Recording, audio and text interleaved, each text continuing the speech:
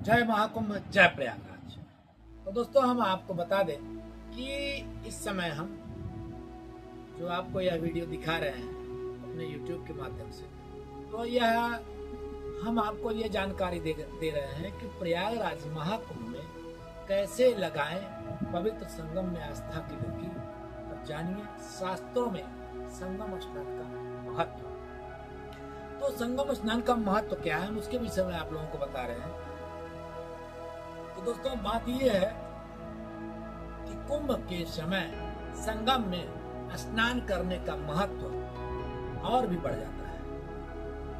जो इस समय महाकुंभ अमृत स्नान चल रहा था, तो इसका मतलब ये है कि आपको जो इस समय जो है आप स्नान जो करते थे कुंभ मेला में, महाकुंभ मेला अमृत स्नान का जो समय था, और जो ये क्या बोलते हैं आपका अमावस्या और ये जो क्या बोलते हैं बसंत पंचमी, ये सब जो होता था, तो इनका बड़ा भारी महत्व था। तो माघ महीने में, कुंभ मेले के महीने में, ये सामने से आप देख सकते हैं हमारी वीडियो में, यह संगम क्षेत्र है।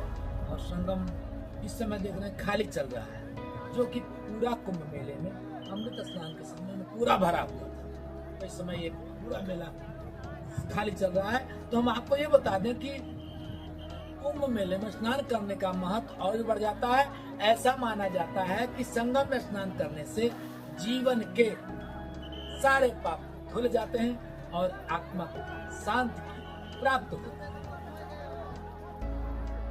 दोस्तों, अब हम आपको बताते हैं ये जो संगम प्रयागराज महाकुंभ था, तो हम इसके नजदीक में पहुंचे हैं। जो आप सामने से देख सकते हैं, ये मंदिर आदि शंकराचार्य का मंदिर है, जो कि यह कई मंजिलों में बना हुआ है और बहुत ही सुंदर भव्य मूर्तियां बनाई गई हैं इसमें। तो आप सामने से कभी भी प्रयागराज कुंभ में यदि आइएगा तो आप लोग देखिएगा, तो इसके अंदर बहुत सारी मूर्तियां हैं जो आप सामने से देख सकते हैं। आदि शंकराचार्य मंडपम, इसका नाम, इस मंदिर का नाम आदि शंकराचार्य मंडपम। तो दोस्तों, हम आपको बता दें कि सनातन संस्कृत का महोत्सव प्रयागराज महाकुंभ 2025 का जो लगा हुआ था 144 साल वर्ष बाद, इन सुखद संयोग पर 45 दिन तक यह पर्व चलता रहा। संगम, जहां गंगा, यमुना और अदृश्य सरस्वती नदियां मिलती थी, हिंदू धर्म में अत्यंत पवित्र और स्थल माना जाता है। प्रयागराज स्थित यह केवल नदियों का मिलन स्थल ही नहीं, बल्कि आत्मा की शुद्धि और मोक्ष की प्राप्ति का मार्ग भी है। तो हमारा बोलने का मतलब ये है कि कुंभ के समय में संगम में स्नान करने का महत्व इतना ज्यादा अधिक बढ़ा जाता है कि संगम में स्नान करने से जीवन के सारे पाप धुल जाते हैं और आत्मा को शांति की प्राप्ति होती है। तो दोस्तों, हम आपको ये बता दें कि आप लोग कभी भी प्रयागराज संगम आइए तो यहाँ पर जरूर आप आइए और स्नान करिए, और माँ गंगा, यमुना, सरस्वती, इन सब नदियों का स्नान करके मोक्ष की प्राप्ति होती है।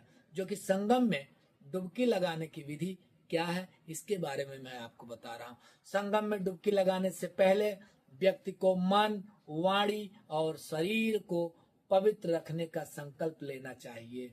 स्नान के लिए गंगा, यमुना और सरस्वती का ध्यान करते हुए श्रद्धालु संगम के पवित्र जल में प्रवेश करते हैं, और डुबकी लगाने के पीछे केवल धार्मिक मान्यताएं हैं, और यह प्रक्रिया पापों से मुक्त पितरों की शांति और परिवार की समृद्धि के लिए की जाती है। तो हमारा मतलब बोलने का ये है कि आप लोग यदि प्रयागराज संगम कुंभ मेले में आते हैं स्नान करने के लिए, तो अपने से कुछ भी, जैसे आप यदि गलत नहीं करते हैं और संगम स्नान करते हैं, तो आपके पाप धुल जाते हैं। लेकिन यदि जानबूझ करके की गई गलती है तो वह पाप कभी नहीं धुल सकता है। लेकिन यदि जानबूझ करके गलती नहीं है, यदि आपसे कोई ऐसे बिना अनजाने में, बिना जाने में कोई गलती अगर हो जाती है तो वह पाप धुल जाता है। तो बोलने का मतलब यह है कि अन्य क्षेत्रे कृतम पापम पूर्ण क्षेत्रे विनश्यति, अपूर्ण क्षेत्रे कृतम पापम भद्रलेपो भविष्यति। तो यह प्रयागराज संगम का नजारा है, आप लोग देख रहे हैं। इस समय आज काफी मात्रा में भीड़ कम हो गई है, लोग आ रहे हैं। लेकिन जिस समय जितना कुंभ मेला चल रहा था उतनी भीड़ नहीं लगी थी। आज उससे कई गुना भीड़ काफी कम हो गई है। तो दोस्तों, यदि हमारी वीडियो अच्छी लगे तो हमारे वीडियो को लाइक, शेयर तथा सब्सक्राइब कीजिएगा। अपने दोस्तों के साथ बेल आइकन की घंटी दबाइएगा ताकि इसी तरह से हम और भी वीडियो आपको दिखा सकें। धन्यवाद। जय महाकुंभ, जय प्रयागराज।